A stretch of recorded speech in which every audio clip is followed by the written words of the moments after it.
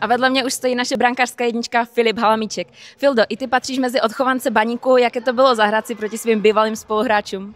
No, musím říct, že jsem ten zápas strašně moc prožíval, že když jsem šel včera spát, tak jsem nemohl usnout, naspal jsem, řeknu na rovinu, třeba 4 hodiny a fakt jsem se na ten zápas strašně těšil, no a možná ta přemotivovanost způsobila to, co jsem udělal na tom.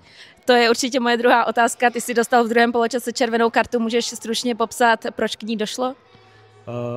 Já fakt nevím, jo? Jako já jsem v tom zápase si myslím chytal dobře, do té doby jsem nepustil gól, no a potom ten soupeř do mě vrazil a myslím si, že zbytečně a prostě já jsem zareagoval tak, jak jsem zareagoval, určitě se chci za to omluvit, za mě to na hřiště nepatří. Tento zápas se dá považovat za regionální derby, jak hodnotíš situaci v Hledišti?